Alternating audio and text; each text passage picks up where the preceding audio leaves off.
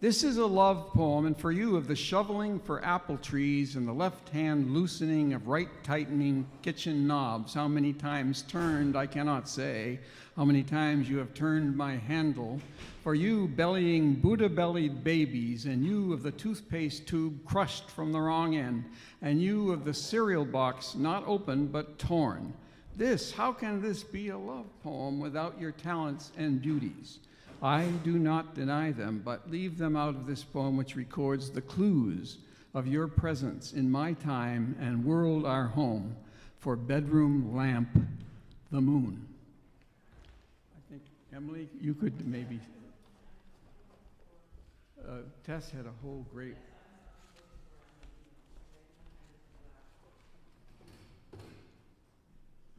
one of the things she said, Tess said, that she remembers Mom whenever she thinks of having a purse big enough to carry a power drill, because Susan put in her sail shades various places, and she would have either a hammer or a power drill in her purse. Any luck?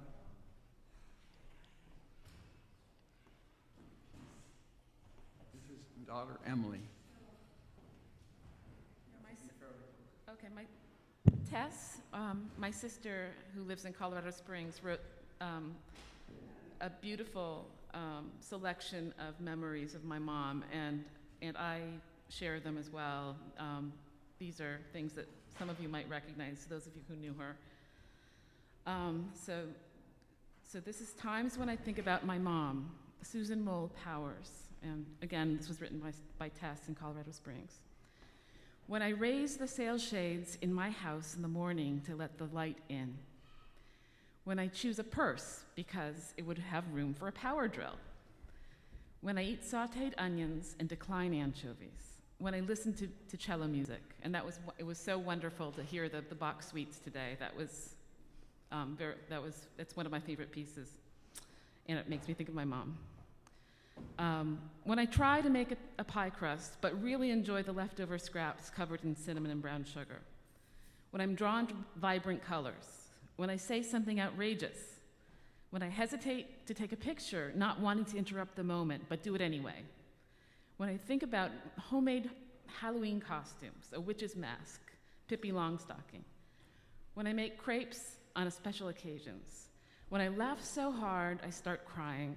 Like when I was reading a list of the 50 most unique items left in an Uber, including from one person, undergarments, bread, pack of ham and mayo. When I send the boys a text on the wings of love before they board a plane. When I drink a porter or a stout.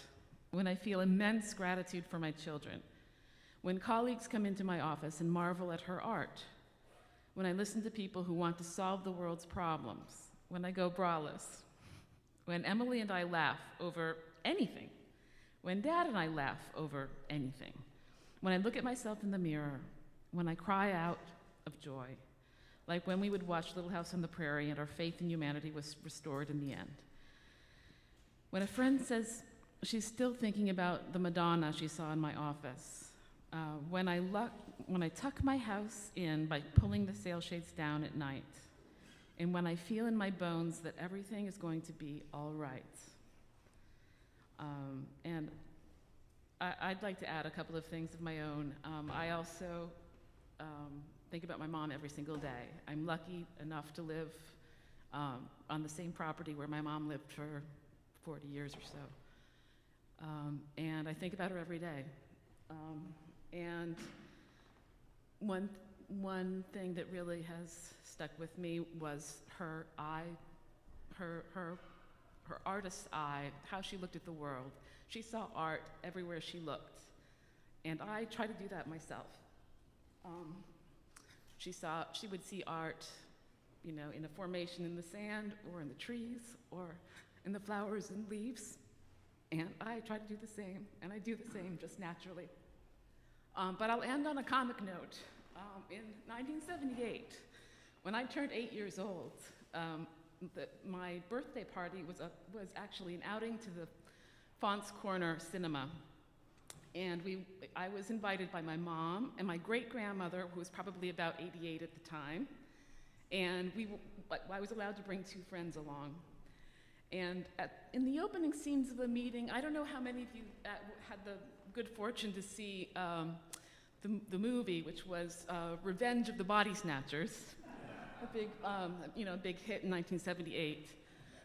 But in one of the opening scenes, there was this grotesque, pod with, sort of strange, slimy-looking things emerging from it, and then sort of a zombie-like creature was born out of this pod.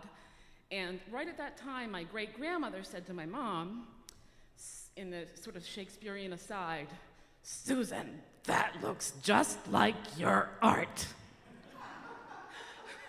And in fact, it kind of did.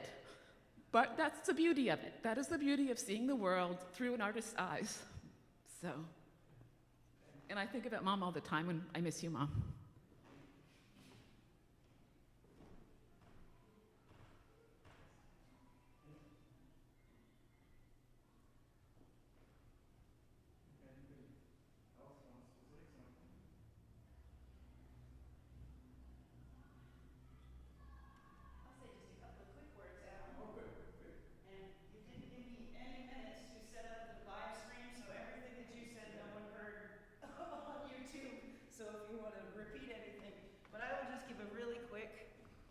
Summation of why I love Susan and Alan, because to me they were a great example of a couple and marriage. And marriage has a lot of issues. It goes up and down, problems. But this is one thing that I tell people that come to ask me about getting married, and if they haven't, if they ask me for advice, the best advice I can always give people is that as long as you respect and admire each other, you are going to be fine for the rest of your lives. And it always impressed the hell out of me how much Alan and Susan respect and admire each other. And it was apparent all the time. She'd always go, "Oh, Alan, do you know what Alan's?" And he'd go, "Oh, Susan, do you know what Susan's doing?" And I loved that. And I just love that about you. And you set such a great example as a couple who really and truly loved each other and got through everything together. And despite all the challenges, so just thank you for that, Alan. All right. I did want to say that I didn't know it. I was an Amherst College student, as was Gabe, and I was a pre-med for a couple years, and everybody there just about was smarter than I was, but I didn't really know it because I'd done very well on the SATs, but I hadn't read that much. My students at Bristol Community College, returning women students in their 20s, have read more for pleasure than I did because they had jobs and they had to get out of them, and they at home, and they'd read. And so because they'd read so much, you could teach them to write pretty well in the course of a semester, doing a paper every class. But Susan was smarter than I was, and because she was an astronomy major for 2 years in the same class with the guy who fixed the Hubble, Jeff Hoffman.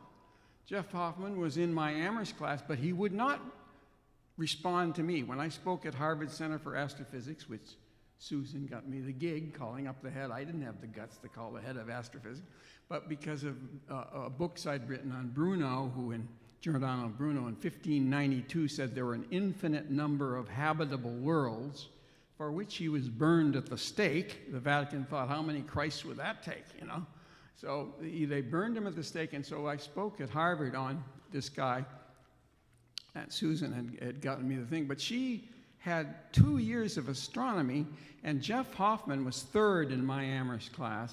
He would not respond to me. I was like 100th, So, which I felt pretty good at Amherst because there was all these brilliant people, high IQs and everything. My freshman roommate, Sid Schwab, was a big, tall guy, big and dumb.